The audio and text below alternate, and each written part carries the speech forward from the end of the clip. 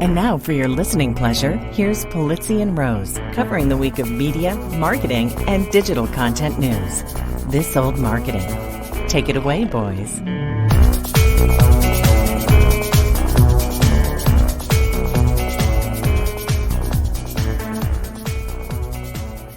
Well, hello, my friends. Welcome to This Old Marketing, proudly brought to you by the HubSpot Podcast Network, the audio destination for business professionals. And I'm Robert Rose.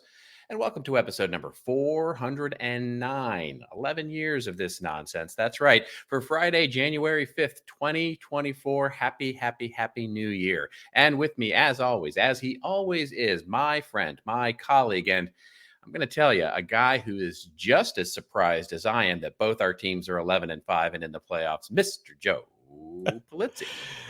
Isn't it exciting? It is very exciting. It is very exciting. My team can take the division this week.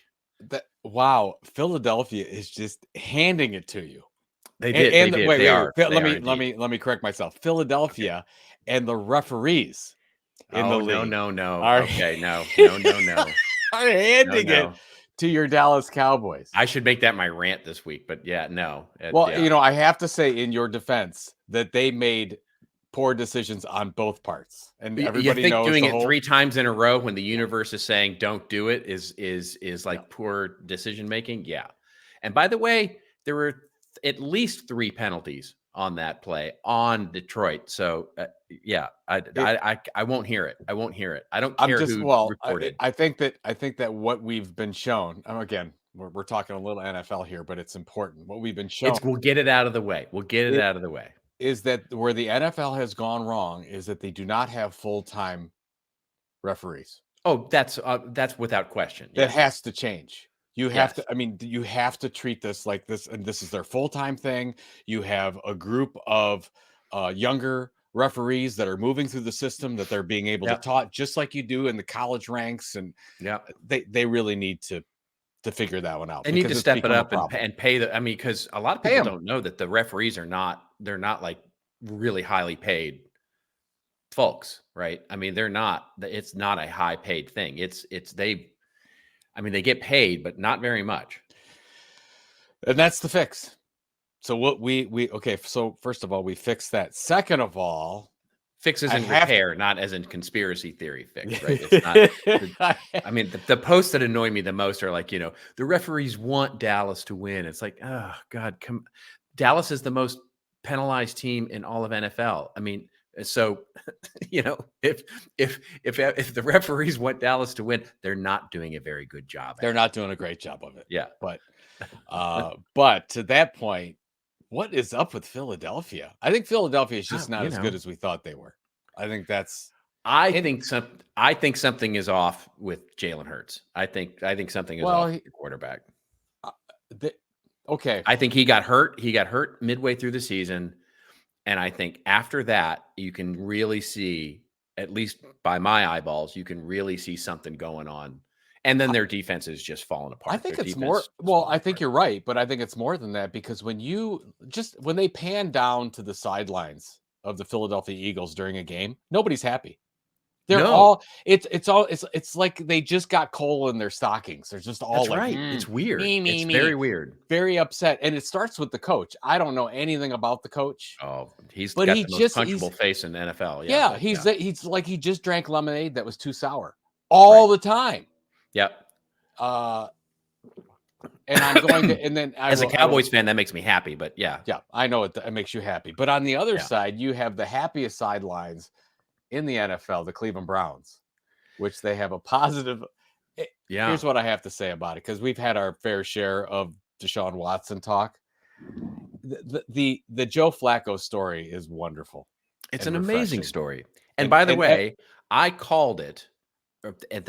We should go back and find the clip. You did. You said that they were going to be 11-6 this year. Yep, and they were going to go to the playoffs. And I thought they would take the division as well, but Baltimore had something to say about Baltimore's pretty good team. Yeah, maybe the best team in the league right now. They're amazing right now, and they're peaking at the right time. Lamar Jackson just threw a perfect game. 18 to 21 for 5 touchdowns. Yeah, you can't do. I know you can't do any better than that. But no, we're very excited about Joe Super Joe Flacco. And it was, I got to tell you this little inside story, but this is funny. So we're with my family and we're opening gifts for Christmas. And my sister got my mom a portrait framed, and it had all it was Jesus Christ and all the names for Jesus. It's like Redeemer, Savior, Holy of Holies, like the whole thing, and she loves it. It's like a word cloud, like a word cloud, like yeah, like a word cloud. Yeah. Okay, and it was beautiful, and my mom loved it. And I looked over to the kids that were all there, and I said, "It's a Joe Flacco print." Blasphemer. Blasphemer. That's but gonna anyways, go. It was that would have gone really well over with your mom, I think. It was that's why I whispered it. I didn't want to hurt her. I mean, like, how would you feel if you got something and you thought it was Jesus, but it was really Joe Flacco? I mean, nobody wants that. But anyways, we're fairly excited. We were at the Jets game on Thursday night, where it was one of the most powerful games I've ever been to, because everyone was in such a good mood. Besides the fact that they were drinking all day. Yeah, exactly. But they were happy drinking. It wasn't the mean drinking that normally happens. Exactly. Everybody was celebrating, for sure. Anyways, what else is going on with your nothing other than the fact that if you're watching this on video, you can see that I'm still not back at home, working from the road, as it were. But we have that. We've talked. You're in a WeWork. It looks like you're in a WeWork. What? What do you? No, I'm in the bedroom of our little place up here in Montecito, which is right near Santa Barbara. It's basically Santa Barbara for those of you who are thinking about it, and we're spending the week between New Year's and when everybody seems to be going back to work, which is next week. So we'll be up here for a few more days, and it's been lovely. It's not a WeWork. It's definitely not a WeWork. Yeah. And you haven't been traveling. You've been enjoying. How's the weather? It's been beautiful as always. It's absolutely gorgeous. Yeah, it is. Mid 50s, low 60s, bright sunshine. It's like, it's like when that opening scene of the Simpsons, with the blue. That's your life every morning. Totally. Absolutely. Don't you get tired of it? Don't you get tired of perfection? Don't you want to come to snowy Cleveland, Ohio? Which, by the way, it's been really mild. Like we barely had any snow in December. It was not a white Christmas. But today, as we record this on Thursday, the 4th, it's snowing. It's beautiful snow. Everything. Oh, that's nice. I do miss that. Nice. I miss snow. I miss the snowing and the just snowed part of snowing. I don't miss the slushy gray roads and 3 days after it snowed kind of thing. Good. Well, you can come to Cleveland right now and you will get the fresh, wonderful snow, because if you come tomorrow, it's not going to work. It's going to be the slushy, ugly kind of snow.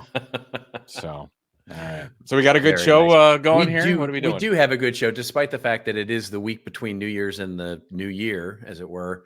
And typically a very slow news week, but we do have one. We'll talk a little bit about how, January 1st brought a number of new changes, but maybe the biggest in content is that Mickey, that's right, Disney's Mickey, has lost their copyright on the Steamboat Willie, or did they?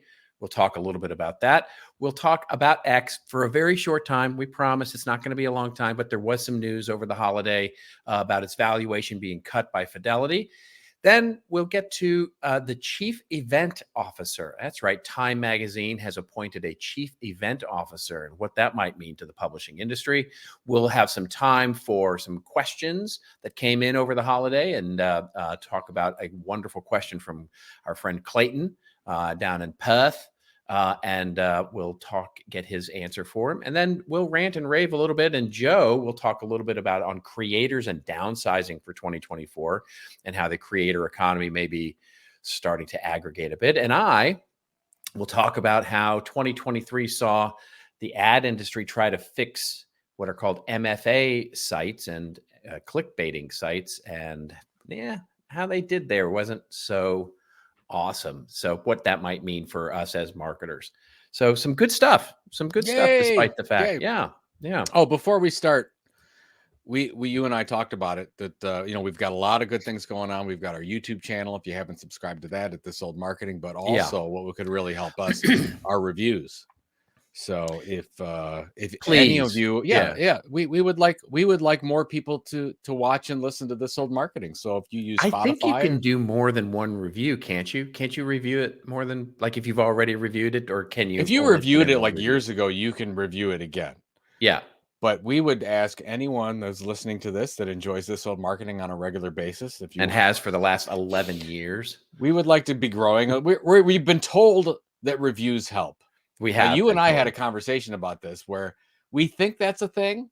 We don't know. Actually, we read up on it. It that's says it's a thing, but we're not sure. But we think it is. Yeah. So we would like some reviews. Whether we're trying to feed the algorithm. Yeah. I think so. I think we should, because you said is that right? Is this year? We're in our 11th year. Yeah, we're in our 11th year of doing this nonsense. What are we doing? Why are we wasting our lives away? I hope we've been helpful. I don't know that we're wasting our lives away. Our audience, the listeners, wasting they may be wasting their lives. Yeah, because this is just you and I catching up. We're catching up from the holidays. How you doing? Let's talk about some football. What's some marketing stuff that happened? Get some insight into the year. Insight. Nobody ever gets insight. I don't think people get insight from this Some show. People have told me. There is a rumor out there that occasionally we provide an insight or two. It has been even over the holidays. We received some emails. From people so lovely. How important we are in their lives, and I was like, it's "Wow, wonderful. Yeah, it feels like a responsibility." And by the way, I will say this: consistency. Because here's the thing: we did shows over the holidays. Even though one of them came right before New Year's and one of them came right before Christmas, we did shows over the holidays. So I'm giving us big ups for that, because so many of the podcasts I listen to are like, we're going away for the holiday. We're not going to do a show. We're not going to do anything over the holiday. We're leaving, and it's like, I think that's not right. I think that tells me you're not committed. The one that I know, you're right. The one that I noticed was the Prof G podcast. Yeah, of course. Where he did the one, like, even Pivot, and they do the one little special episode, and then basically Scott Galloway said, "Hey, I'm done." Which how hard is it to do a special episode? It's not. It's just not. It's just not for them. And I think it's important. Well, here's the thing, and you and I know about this because when I went off on my sabbatical a little bit, when you interrupt regularly scheduled programming in any way, it can hurt your long-term listenership. Totally. Even if it's a week. Yep. Like, you need to delay. You need to be Norm Peterson. You go to Cheers and you get that beer every day. You have something witty to say every day. You need to do that, but whatever. So yeah. We've seen it in the data, and data don't lie. Really? Well, unless there's lots of bots or AI. Well, yeah. Or depending on which state you're from. That's true. Well, that's true. As well. We won't go too deep into that. Though. No, not for this episode. No. Yeah. No. Although the Iowa caucuses are coming up, and I don't know. We should probably. This is going to be a crazy year. It's going to be. Are we going to cover politics on this show in 2024? Here's the. I don't know. We got to think about it, because in many ways, I think we can't avoid it and shouldn't avoid it, but because there is a marketing and brand and content story to talk about there for sure with all of them. Mm-hmm. And it's going to, AI is going to come into it at some point. So I can't think that we'll avoid it. And there's bound to be some headlines for sure. But anyway, we'll sort that out. Yeah, I think we've got a couple months off here, and then when we get into the second quarter, it's going to get nutty. It's going to be like a nutty bar. What is it? Is it Michael Keaton and Beetlejuice? Is it Beetlejuice? Let's get nuts. Or is that, no, it's Batman. That's when he's Michael Keaton's Batman. Let's get nuts. He says that? Batman never said let's get nuts. No, it's it's Mr. Mom, maybe. No. It's him as it's him as Bruce Wayne when the very first Batman with Michael Keaton, and when Joker comes in and he's at the fireplace and he's got his fireplace poker and he smashes the thing. He goes, "Let's get nuts." The audience will back me up on this. Okay. Sure. No. I did. Isn't there another one coming out where Michael Keaton is back as Batman? It's out. It's been out. It's the Flash. Oh, did it do? The It didn't do multi-dimensional very Flash. well. Oh, it was awful. It was so bad. Oh, did you watch it? Oh, I didn't know I that. did. Yes, I did. It was so bad. Speaking of movies, I watched Holdovers. Really enjoyed that movie.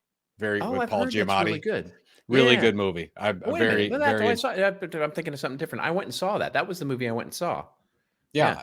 No, it's I was really thinking enjoyed. I was thinking of something different. There was a series that came out recent. Anyway, I'm blanking. Holiday brain. Okay. All right, let's get to our show. Yeah, let's do it. What do you got? All right, we're going to start off with Mickey Mouse, as it were. The one that's not going to acquire Apple. And the story comes to us courtesy of Deadline. There are a number of mainstream outlets pointing to this, but this article was particularly good. The headline here is that Mickey Mouse hits the public domain, but don't expect to get a free ride on Steamboat Willie. He's really proud of himself there with that. As of today, the traditionally productive Walt Disney Company will have to deal with an onslaught of Mickey Mouse parodies, mockeries, and likely rather explicit variations of the iconic character as it slips into the public domain. Sorta. In the sober light of 2024, Steamboat Willie, the 1928 short that effectively launched the empire that Walt built, can now be used by anyone and everyone. The legal status of Mickey and Minnie Mouse from Steamboat Willie and Plain Crazy from earlier that same year has been long fought over and probably not something to which Disney was looking forward to. Yet, in a year that also sees Virginia Woolf's groundbreaking Orlando, Peter Pan, Charlie Chaplin's The Circus, Buster Keaton's The Cameraman, Tigger from the Winnie the Pooh are all now in the public domain. And if you're anticipating a Steamboat Willie free-for-all, well, think again. The article then goes on to talk about how the lawyers are waiting in the wings because really it's just about that one thing with Mickey Mouse. So if it goes even a little bit beyond that, they're going to be all over people with the copyright thing. So I think there's a really interesting content and story here, but I want to get your take on this. What do you think about this being? Yeah, I had to do some reading on it because I thought it was similar to what happened with Winnie the Pooh, which is not the case. It's not. It's different. Yeah. And Winnie the Pooh is not an original Disney copyright anyways. So right. That's right. There's a lot of difference there, but it looks like from reading this article and a couple other ones, I mean, you've got Disney is lawyered up all the way up on this one, and they are looking, and we've already seen, you and I talked about it before the show, that there is already a Steamboat Willie or Steamboat Mickey horror show that's been shot. That's right. It's already now. I don't know. Which was in the can months before. It's in the can months before, but if it at all looks like the modern day Mickey Mouse, it's going to get shot down. I would be surprised if anything comes to light because of the restrictions and all the things that Disney has done over time to protect and they've done a pretty darn good job, especially with hiring a massive amount of lawyers. Right. But what's the content play on your side?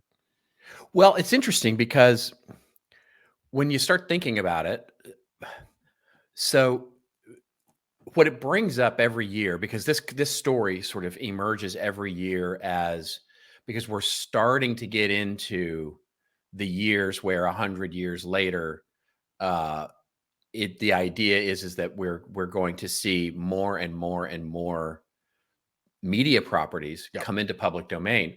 And these are always just a reminder of it. So Steamboat Willie aside, because to exactly to your point, when you think about the idea of walking up to the dark cave and you can hear the Disney lawyers growling on the inside, that's enough to turn you away. Like you're not going to throw that effort out there. Right. I mean, why risk it? Right.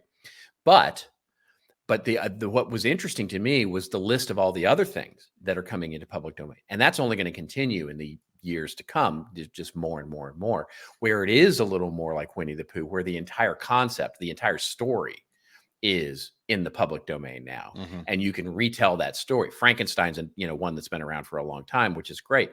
And at one point, Frankenstein was copyrighted. You weren't allowed to make a story of Frankenstein, but of course you can now.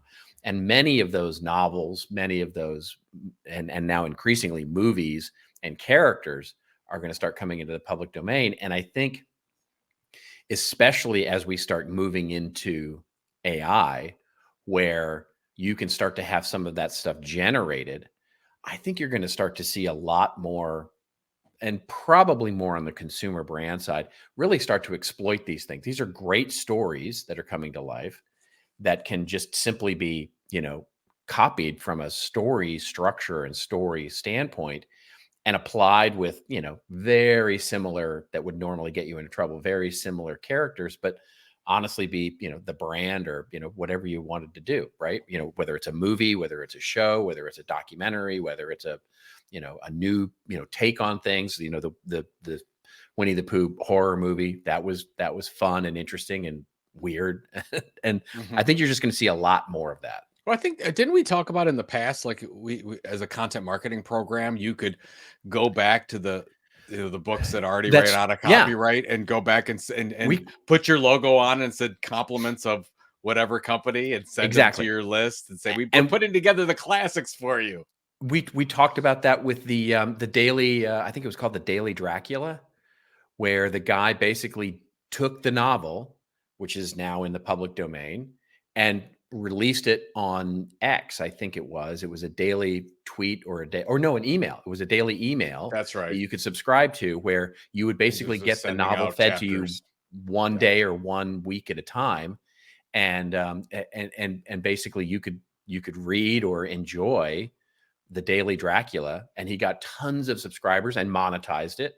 That's the kind of thing that I would see content creators doing and being able to take advantage of as sort of a side thing to whatever they're doing, right? So if you're really like, hey, I can't come up with anything else original, let's just go back into all the stuff that's expired copyright and see what we can leverage. And then you'll look like a marketing superstar. That's right. Look at this program I'm creating. That's right. It's amazing. Well, as we said in the thing, it's Peter Pan, right? So comes to public domain this year. So how many ads are we going to see this year, and how many pieces of content and marketing are we going to see with Peter Pan all the way through it, right? Different versions of it, different renderings of it, different ideas of it, and it's crazy. I think it's going to be, and this only continues to snowball as we get more and more into the future, because now we're starting to get into things like films, it was novels for a long time, and all of that, because this was basically 90 years later. Pan's Revenge, like some kind of Pan's Revenge horror. Why is it always horror? Why is it always Peter horror? Poltergeist? I don't know why. Peter I don't know why. Because Peter because if it's horror, you can get around. I mean, it's nothing like what the company and what the trademark holder in the past would do. So you don't have any, like, you'd never. That's why Winnie the Pooh thing didn't have any problem, because you'd never expect a company like Disney to come out with Blood and Honey, the Return of Pooh, they would whatever never. it was. Yeah. They would never. All right. Yeah. All right. Let's move on, shall we? And very quickly cover our friends at X, because, well, it's worth covering and talking about for a brief moment, because it is actually and leads into one of my predictions from a couple weeks ago. One of my predictions as well, right? So from the prediction show, right? So the story that we'll cover, of course, there are a number of outlets covering this, but we'll cover the story coming out of Axios, which is Elon Musk's X gets another valuation cut from Fidelity. And I love the picture that they chose for this, which is Grandma Musk in his aviator jacket. It's like Howard. He looks like Howard Hughes there for some reason. He looks like somebody's like that it's that older brother that comes back having lived in New York for a little too long, and basically just, he comes up to the little brother and ruffles the hair. Yeah, exactly. Hey, but buddy. He needs money. He needs money because he owes the mob, right? That's out what a pack he of looks Reds like in this picture. Yeah, exactly. He has a lot. You got to admit, he's got a lot of range. Like every photo you see, you could say, "Oh, okay, that's a different Elon." He's got 7 or 8 of them packed away. It's a different version of Grandma Musk. Anyway, the article opens up by saying Fidelity has again marked down the value of its shares in X Holdings, which the mutual fund giant helped Elon Musk buy for $44 billion when the company was known as Twitter. By the numbers, Fidelity believes that X is worth 71.5% less than at the time of its purchase, according to new disclosure that runs through the end of November 23. Fidelity revalues private shares on a 1-month lag. That includes a 10.7% cut during November, during which time Musk told boycotting X advertisers to go F themselves during an onstage interview at the New York Times. Oh, classy move. Classy move. Always works out well Always when you good, do that. Yeah. The really sales guys love that one. Oh, yeah, I'm sure they did. In terms of publicly traded comps, Meta stock rose 4.9% in November, while Snap shares climbed 38.2%. Snap, by the way, last year had an incredible year that nobody's talking about. So, well, I mean, if you remember back in 21, their stock went up to like 60 some bucks, and then it dropped to like 6 or 7. Well, and it's had a really good rebound since then. Yeah, they've had a really good rebound. They had a really good year last year. They've got a corner on messaging. I mean, they do. You think of them as social media, but it really is messaging. Yeah, you talk about not your target market. It's like I never see it because, of course, I'm not on it. But the kids, that is the way they trade their snaps, right? Yeah, I mean, it's Snap for messaging, and then you've got really TikTok and more than Instagram. Although I've heard a lot of people say they're going back to Instagram. So, yeah, I guess we'll see. I don't know. I'm not on any of these things. I'm not even, I can't talk at all. All I can talk about is X. That's what I'm an expert on X. That's it. Well, I'm an expert on X, and I never post. I never post there. Yeah, it's an easier thing to do these days, for sure. Well, what do you think? What do you think is going to happen with? I think this is the where there's that moment when a dam breaks, that there's a big leak coming through, and then there's sort of like one big rock sort of goes bloop, plops out, and then all of a sudden the dam. I think this is that, because look, Fidelity's investment into X was not big. It was a very small percentage of what the other ones did in terms of investment size. I think it's $30 million or something like that. So this Fidelity's exposure here is not. They just want to get it off the books at this point. But they finally that's the key here, right? Where the others are have been reluctant to get it off their books because it's gonna look awful. I think this is the first of many that we're going to start to see, because once that dam goes, once one of the major ones goes, it's all over. And of course, as we've talked about, this is what Musk wants. I think is he wants this to go so that he can buy it for a discount. But we'll see what happens. I mean, that's the hope, unless somebody else buys it. But I think he wants to buy it, own full control over it. Yeah. As they mark it down to nothing here, and then I believe that he'll rename it back to Twitter. Yeah, you think so? Yeah, I'm starting to feel that way. He wants to get this to rock bottom. Yeah. And then he's going to clean up. He's going to clean it up by big, and then everybody's calling. I mean, I was watching John Oliver the other day, and even John Oliver said, "I won't call it X. I'm calling it Twitter."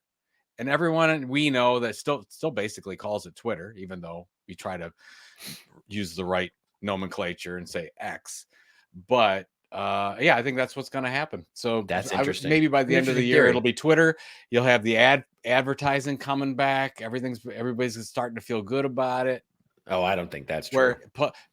Elon will be sort of out of the picture because politics are going to play, number 1, 2, and 3 role in our attention in the United States. I think it's going to all come back. Yeah, I think he's literally burning the ship at the shores. I don't know. I don't think that ship is coming back. Yeah, it's interesting. I've got 2 children, as you know. Well, 2 not children anymore, 22 and 20, and they're on X. That's their channel. Discord and Really? X are their 2 channels. Discord, X, and YouTube for the podcasters that they follow. You know, they don't. All right. They don't actually listen to podcasts. They watch them on YouTube. Of course. Yeah. And that's kind of the formula. And then I watch the other kids their age, and they're on X a lot. That's where they get, and especially for sports.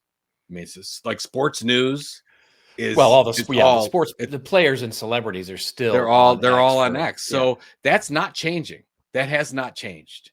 The most influential people in the world, for the most part, their number one go-to when they're releasing something is X from a newsworthy standpoint. Well, I think you're still seeing a lot of that. I mean, look, you and I both felt it. I know I felt it, and I know you felt it when you deleted your account. And I don't know if you've deleted your account. No, I just said I'm gone. So I actually deleted there right now. But I felt it. I mean, when you're you spend whatever 13 years and more, almost 15 years building up, sunk costs, basically, like, the amount of time you spent on it. And, I don't have near the following you do, but 60,000 followers. It's like, I can see a celebrity going, I can't lose this, right? I can't start over again. I get that, right? I get that. And you got to figure they're just in the background, sort of crossing their fingers that it just doesn't get any worse, because at a certain point, if he continues this, and maybe you're right, maybe he gets to a point where he breaks it down so far that it is broken, and then he buys it and starts to rehabilitate it again, and people just go sort of wipe their brow and go, okay, he's now, at least I can sort of bite my tongue and be there. I don't know. It seems like it reminds me, this is maybe not a good analogy, but like Rocky Balboa. Like Mickey was trying to break Rocky down. He had nothing left, he's just that metaphor. And then he said, now's the time. Or like when he starts and he starts, he goes, go right hand and then go back left. That kind of this thing. Is not it's going to be a great comeback story that I don't want to have happen because I'm not an Elon fan. But you can see the setup. Elon's smart. You can see the setup. He's going to own the whole thing, and he's going to make a huge turnaround, and it's going to be profitable in 25, and we're all going to be eating crow. So goes our predictions. We will see. That's my prediction is that advertising makes a turnaround on X. Yeah, I know your prediction is that, and you are 100% wrong on that. I will be wrong. Yeah. Okay. Hey, speaking of advertising returning, our wonderful advertisers are still with us, and so we should probably pay a couple of bills, shouldn't we? Let's do that. Your sales software should not be a bummer. When you step inside your CRM, you should feel equipped to do your best work. That's the magic of HubSpot Sales Hub. The new Sales Hub is designed to help you win. With an intuitive prospecting workspace and AI-powered tools to reduce your workload, closing big deals is no big deal at all. Get AI-powered tools like ChatSpot that are tailor-made to help you automate steps across the sales pipeline so teams can take back their time and spend it on more impactful tasks. Close more deals and get on track for your best Q1 yet. Learn about HubSpot Sales Hub at HubSpot.com/sales.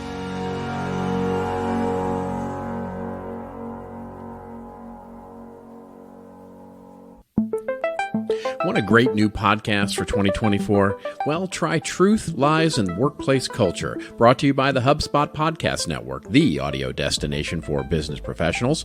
Truth, Lies, and Workplace Culture, well, it features husband and wife team Al and Leanne Elliott as they dispel myths, impart wisdom, and answer all your question about finding, keeping, and motivating great people. Just like Joe and I, one of their recent episodes featured their predictions about what trends will dominate the 2024 workplace. You can follow Truth, Lies, and Workplace Culture wherever you get your favorite podcasts.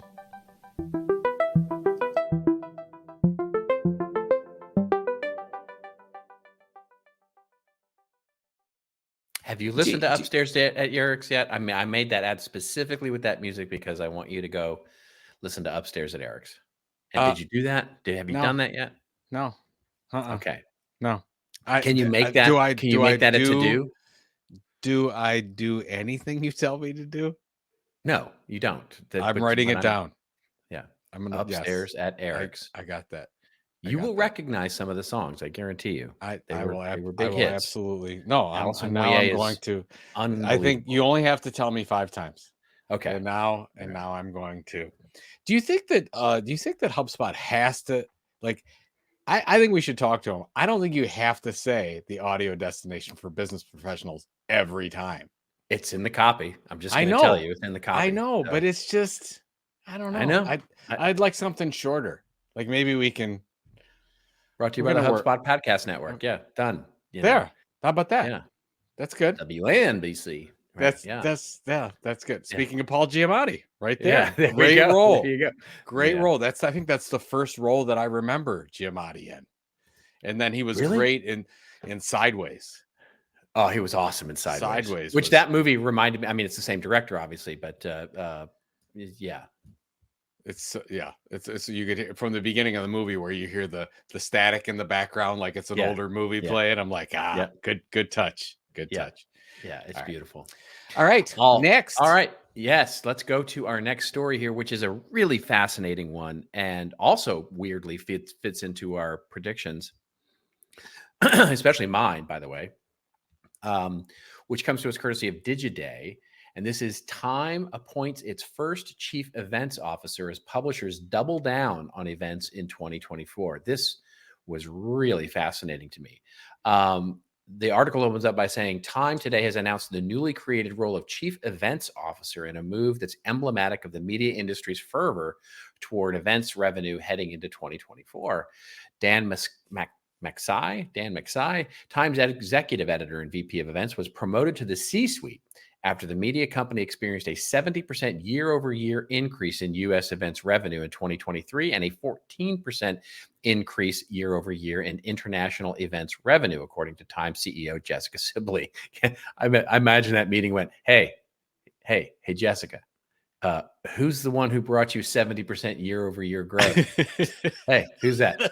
Maybe you want to give me a promotion, or maybe I go somewhere else, Dan says. It starts with a D. Yeah. A.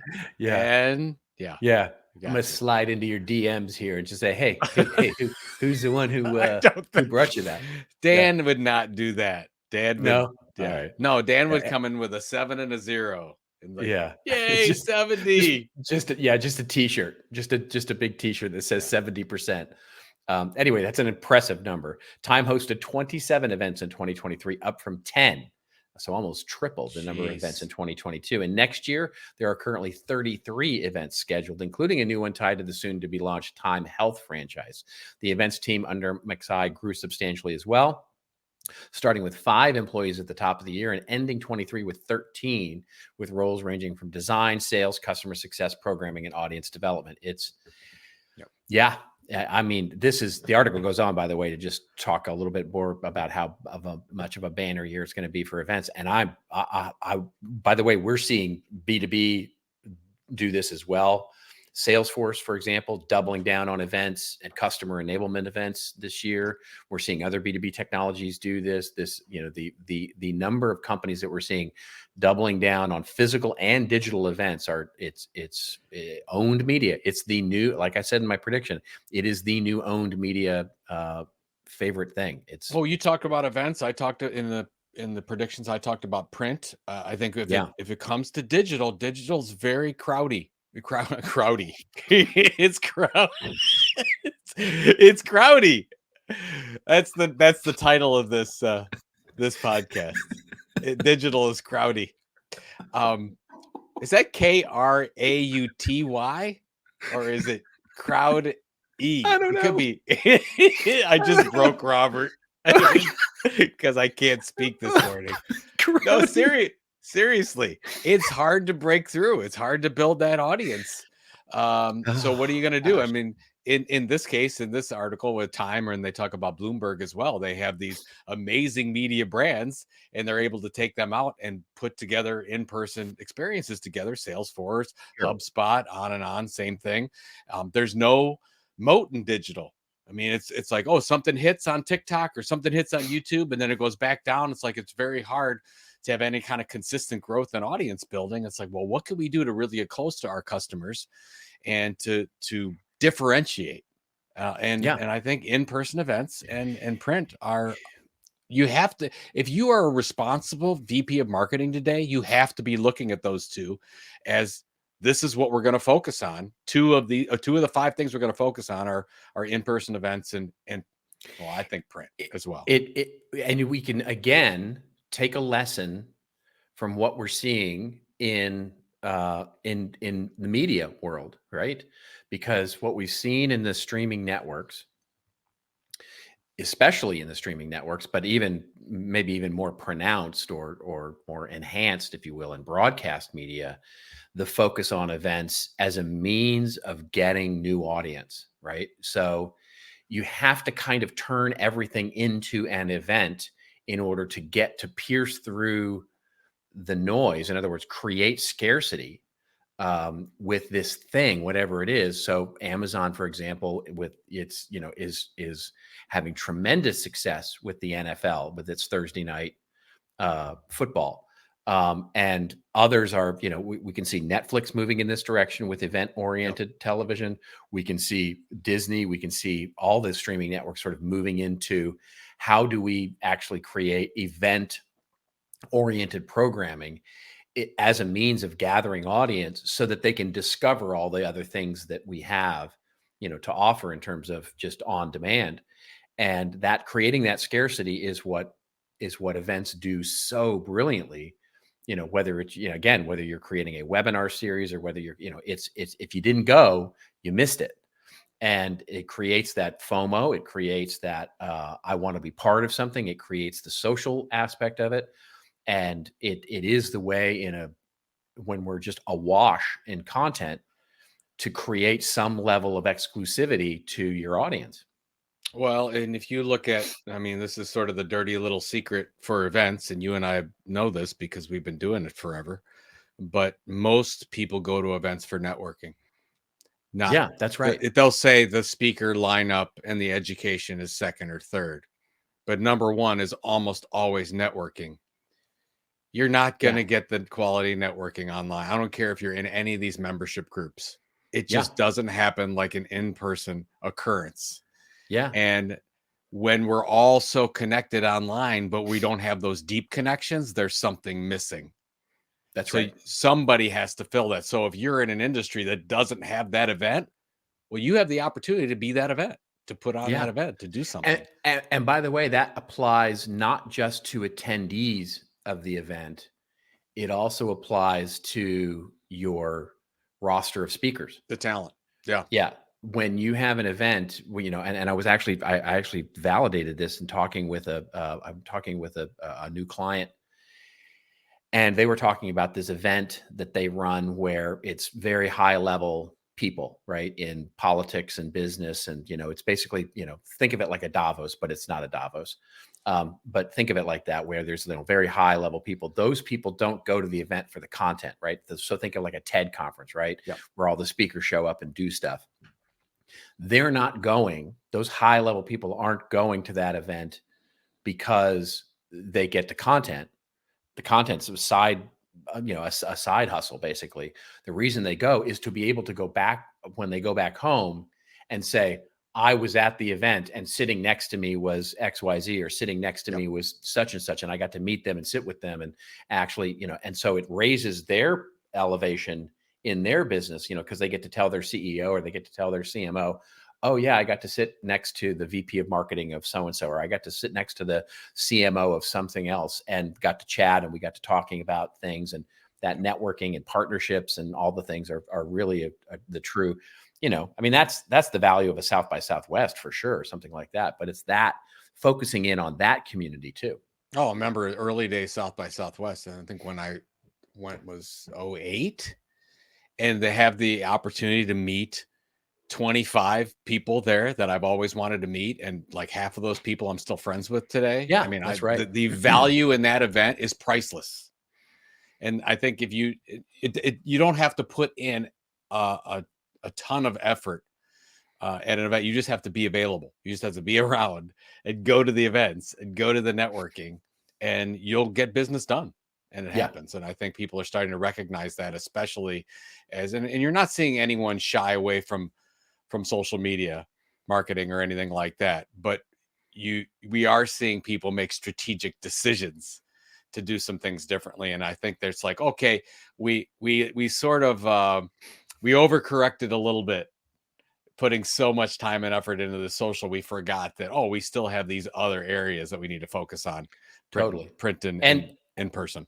And I'll add this one other wrinkle, which is also goes back to my predictions, but it's the the other place where we're seeing especially B2B marketers double down, which is in customer enablement, right? Which is becoming a huge driver of content marketing specifically, where I don't mean customer help like onboarding or training or those kinds of things on your product. I mean customer enablement, like the way Schneider Electric does their energy university, and they do, enabling engineers to be better engineers, not just better trained on a particular product, but, teach them engineering in a way.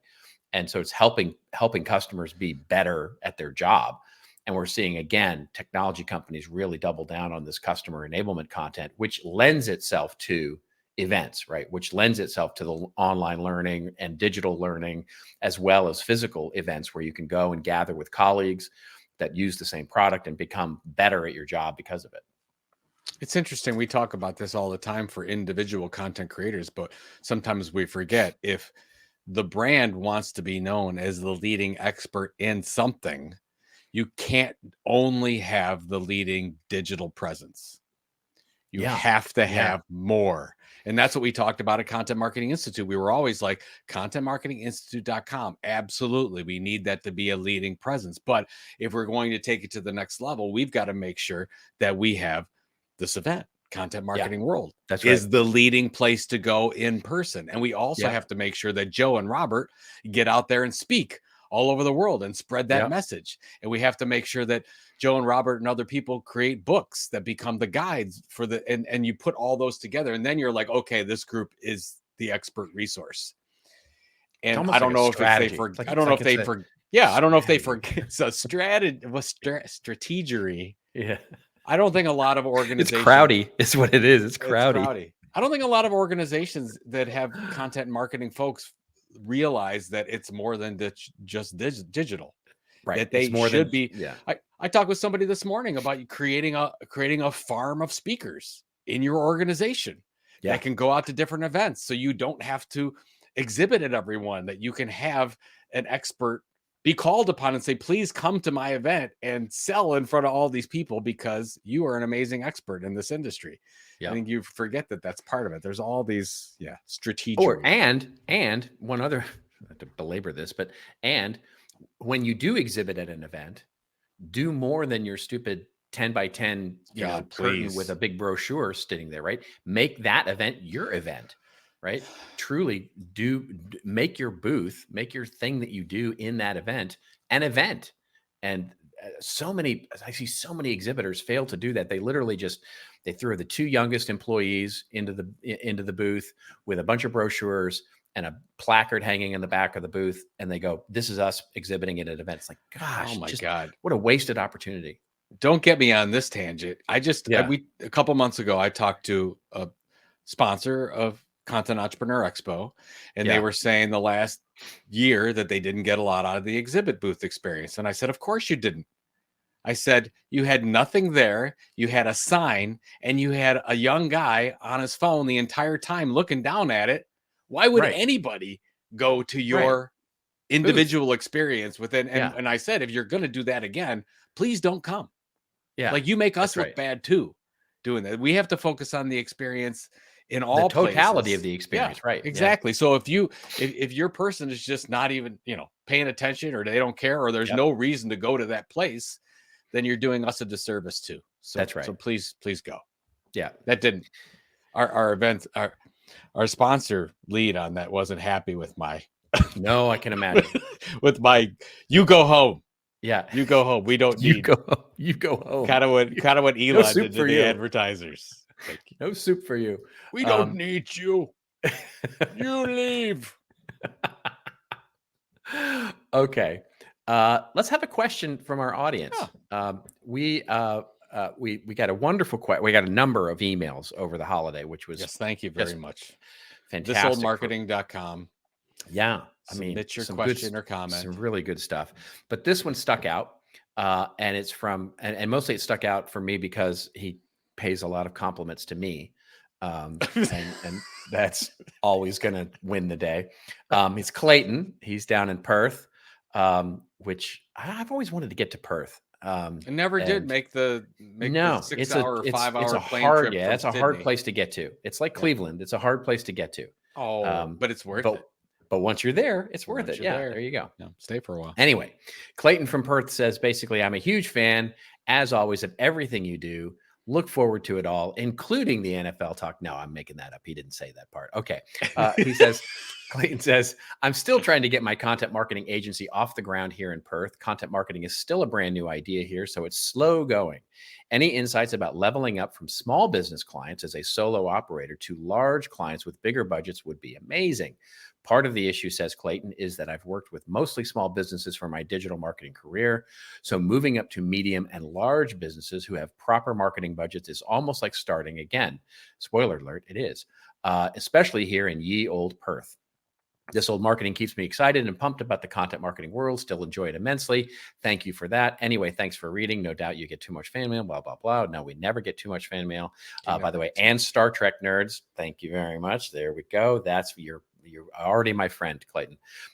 Rants and raves, and basically live long and prosper. Keep telling it well. That's right. So thank you, Clayton. Great question. I have some thoughts for Clayton. Go ahead. Why don't you share your thoughts? You have probably a better take, but I do have a take on this. Go ahead. Yeah.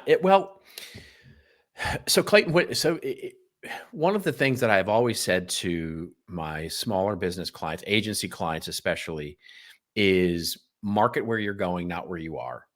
And what that means basically is, I would imagine, I didn't see your website and I haven't seen your marketing materials, obviously, but I would suspect it probably looks, because you've designed it this way, to be geared toward SMBs. You probably have SMB case studies and testimonials, and you're probably, you look like you're for small businesses. And the one thing that you have to, when you start getting into enterprise work, and by the way, it is harder to go upstream than it is downstream. So you do have a bit more of a challenge than if you were going the other way around, I will tell you, you've got to look bigger. You've got to, one of the things that I was keen on doing when I was the CMO of that little tiny software company, and we were making the move to go upstream into enterprise, is you have to look bigger than you are. That means more content. It means more sophisticated content. It means a more sophisticated kind of experience. It means targeting the words that, it's just a different persona that you're going after. And so much of it depends on marketing where you're, like where you want to go with this, and making yourself look like the competition, making yourself look like you belong in that spot. So that's both a marketing, a content, and you have to start from a content marketing perspective, you have to start telling those stories. Even though you don't have the customer stories to tell there yet, you have to start telling those enterprise level stories. So you have to appear from the outside to be a lot bigger than you are. Now, obviously, you're a small agency. You're not going to handle huge, gigantic projects, but it's kind of the same work. I get where you're going, because your content marketing services are kind of the same services that you're offering to SMBs as you are to enterprises. So it's a process. It takes time. And what you want to do is not try and do both, right? In other words, don't try and communicate both. Communicate the one where you're going. That's right. Assuming that you're going to get the SMBs as you continually have your engine running, and however you're getting those leads and new business now. And the whole thing is, if I boil it down to one thing, is you've got to look the part. In other words, and by the way, that means charging as much too. It goes there, everything from your revenue management, how you're handling your revenue, and what you're, how you're bidding projects. Don't bid it like a small business. Like it's time to up your cost. It's time to up your game. It's time to up everything in terms of the way that you're messaging and telling your story. So I hope that's a little helpful. No, that's really good. I mean, and put some patience into it. It's going to take a while for you. It's going to take a while. Prospects. Yeah. But I mean, it reminds me too, Robert, when you and we had this discussion, I think it was in 12 or 13, probably the end of 12, when we said, if we're going to position CMI for real success, we've got to go and target enterprise marketers. That's going to be our focus. So we had to change everything about what we were doing, especially our content. So our content and our blog would focus a lot more on complex content issues that you would see in an enterprise, and not what everybody else was putting out there around their content marketing for small business stuff. So I would say a couple things, like your own content marketing has to focus on going upstream to whatever you're talking about. Yep. And since you don't have the clients yet, whatever the thing is, if it's a podcast or it's a newsletter, go and recruit enterprise folks that you would want as a client and put them into your content, because you don't have the case studies yet, but you can get them on your podcast. You can get them in your newsletter. Exactly. You can get quotes from them, those types of things. Have them tell their story. Exactly. And all the things that you're doing. And that'll be a 9 to 12 month process. And after 12 months, you'll have lots of enterprise folks, marketers that are talking on your site, that are in your podcast, that are doing the things and then when people come to your site, they'll say, oh yeah, this is what I'm looking for. This makes sense. So I like, and whatever you do, don't differentiate. If you're going after the enterprise, after spending as much time as you have in small business, don't differentiate on the fact that you're smaller and that you're more nimble, or all that stuff. No, you're find other ways to differentiate what you do and the way you do it. Whether that's you specialize in an industry, or you specialize in a particular kind of technology, or whatever it is, the key is that your enterprise buyer doesn't want to feel like they're settling. In other words, they don't want to feel like they're coming down in order to engage you because of lack of budget or whatever. They may have lack of budget, but they don't want to feel that way. Right. They want to feel like they're getting a sophisticated enterprise product because they're so big and they're so, they always think of themselves as being very complex, when usually their issues are no more complex than SMBs. They just have more of them, quite honestly. Yeah, that's a good point. Very good point. No, I like your take on it. All right. Act the part. Act the part. That's it. Yeah. Be it. Yeah. Absolutely. Be it. Dream it. Do it. Okay. Well, now let's get to our rants and raves very quickly here, where Joe and I go off on a little bit of a rant or a little bit of a rave over something that makes us feel like our team is 11-5, or that our team is the Philadelphia Eagles. or Pittsburgh Steelers. Yeah, there you go. Oh, there you go. I had to say it. I'm sorry. You just made an enemy. It doesn't happen very often. It doesn't. So, although I do have to shout out, Mike Tomlin, I think it's year 17 in a row of a non-losing record. It's amazing. He's an amazing coach. Pretty darn amazing. He's an amazing coach. Pretty darn amazing. That whole organization, the Steelers organization, just full stop, absolutely has been one of the classiest, best organizations. No, they should do what the Browns do: is spend $230 million on a quarterback you're not going to use, and go get the guy off the couch. Exactly. Throw you some touchdown passes. That's how it's done. Exactly. Do you want me to go first? Yeah. Why don't you go first? Okay. Let me show this on the screen so we have it. So this is from Published Press. I thought this was interesting, and I wanted to talk about this a little bit, Robert, because I'm seeing this, and I'm talking to a lot of content entrepreneurs that are doing this as well. And it's basically it's called creator downsizing, but maybe you and I have had these discussions about right-sizing your organization. Yeah. And I think what happened with a lot of content creators in 21 and 22, as we saw the boom in the creator economy, you saw them doing everything. It's like, oh no, we got to do the merch thing, and then we gotta get on TikTok, and we're gonna do YouTube, and we got to do the podcast, and then the e-newsletter, and they were doing all the things. And when everything's up, it's great. But then what we saw is over the past year is you didn't see all this free flowing money. You didn't have just sponsors just throwing money at you for whatever reason. And now you're seeing content creators make some really wise strategy decisions and say, look, we don't have to have 10 people on staff. We don't have to have a whole group of people devoted to our merchandise strategy. We can figure out that and say, look, we're going to focus on, let's say, the podcast or the newsletter as our base. And we're going to have these 4 or 5 revenue streams, and we're going to be really smart about this thing. And we're not going to grow faster than we need to grow. And you're seeing it in this. I'll put this in the show notes, obviously, but there's a number of content creators that they talk about that made some really tough decisions to downsize. And I don't think downsizing is the right word. I think it's what you would say is right sizing. Yeah. And then that would be, by the way, that's for content marketers as well. Now is a really good time to look at your organization and say, you know, are we doing some things we shouldn't be doing? And by saying no to some of those things, we can say a big resounding yes to some things that we should be more focused on.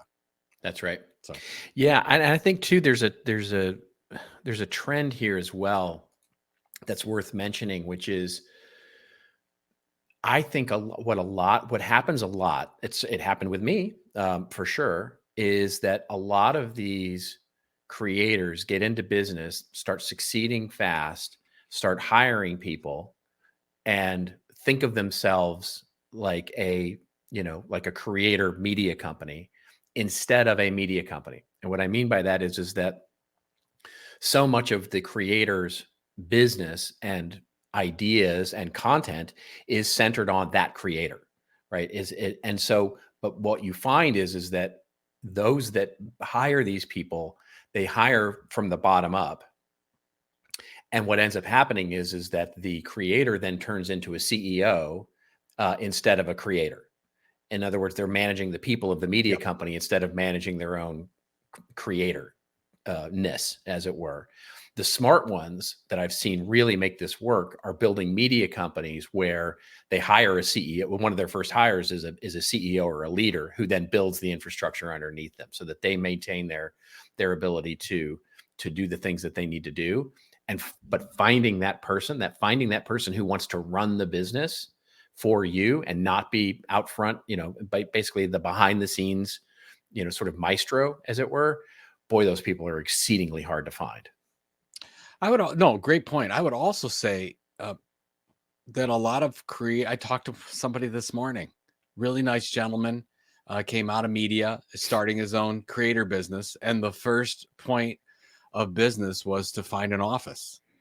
And I'm like, no, you don't, right. You don't need to do. It's like, he says, I don't want to, I have to get out of my house because I don't work well here. I'm like, okay, well, find a coffee shop or something like you. One of your advantages is that you don't have the overhead of an office. Yeah. So that your goal, if you're going to survive, is to keep those kinds of costs as low as possible. And to your point, take the money that you do have and put it into things that are going to make you create even better content. Exactly. And distribute that in the right places. So that's right. Yeah. So basically delegate the things, create the things that help you keep doing the things that you do well. And, and maybe that's, becoming the CEO of your company and expanding out your creators or whatever you're doing. So you're building a bit more of a diversified media company. But at what I see so many people doing is creating that sort of, I'm the center, I'm the center of this business's universe, right? I am the personality. I am the creator that is the face, the presence, the audio, everything about this business. And then they start losing time to be able to do all those things because they're spending their time managing, marketing and accounting and all that stuff. Mm-hmm. Good point. All right. You got yours? All right. I do. Basically, this is a story that came up in Marketing Brew. It's a really, other than Ryan's fascination with his puns in the beginning, it's a really good argument. And he talks a lot about in this article about advertisers and their efforts to clean up clickbait. And in particular, what he talks about are MFA websites. And you've all seen these without maybe knowing what the acronym means. You know what MFA websites are. They're called made for advertising sites. They're basically these trash sites that are, that you see on your Facebook feed and you see occasionally where I see them all the time for sports. There's tons of them in sports, right? Where it's all memes. It's all basically clickbaits to pull you through to some one paragraph article that is surrounded by programmatic advertising. And what he makes the point of is that MFA inventory, so all of this inventory has been, it's been a huge issue. And I've seen it doing the research work I've done into programmatic and how much I hate programmatic advertising. It's been an issue for a long, long time and, years, but it's really come to a head over the last couple of years as he points out in the article, 15%. So this is the ANA number. This is an Association of National Advertisers. They did a research and found that 15% of programmatic open web advertising went to MFA sites. So think about that for a second. You've got 15% of your programmatic spend going to these crap sites. Additionally, the viewability of ads has come down to being 70% viewable. In other words, 70% of your ads are as good as it's going to get, according to the IAB and the ANA. So in other words, you've got 70% viewability on the ads for the media you're spending, and 15% of that spend is then going to this crap site. So I'm not good enough to do the combined math there, but it basically means there is a huge tax on your marketing spend. And the article goes on to describe how they've been looking to sort of police this and get better at it. But this is going to get a lot worse before it gets better. And the reason is because, and we talked a little bit about this in our prediction show, the AI idea. You've now got, I saw a statistic that it went from 120 sites to more than 300 sites that this journalistic organization has now found for news sites that are completely generated by artificial intelligence content. There's no humans behind them at all. And those are going to be MFA sites for sure, because that's really the only way they can make money, is trying to rank as best they can. And by the way, just creating commoditized content automatically and try and draw as much traffic as they can and arbitrage that traffic with programmatic advertising. So it's going to get a lot worse this year, especially in a politics year. You're going to see a lot more of this.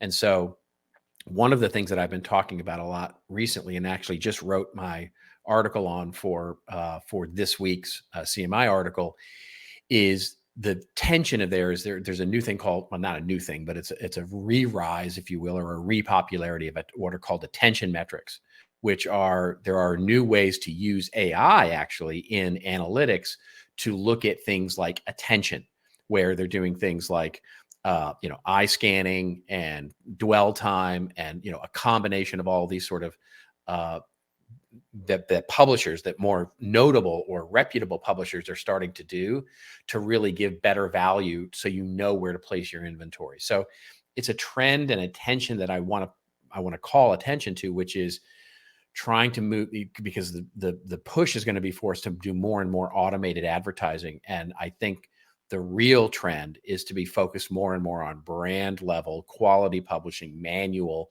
media buys, which are going to be much more productive to getting around that tax that we have to pay now on programmatic. So it's yet another nail in the coffin for me of programmatic advertising as a means of marketing, as an efficient marketing tactic. So there you go. Yeah, I've talked to a couple of brands that do quite a bit of advertising that say they're moving to deeper, larger deal sizes with some of the publishers, fewer publishers, fewer, so that they have a little bit more control over it. They get a little bit more value add, let's say, 100%. In those, but they know the people that they're dealing with, and it's not programmatic in any way.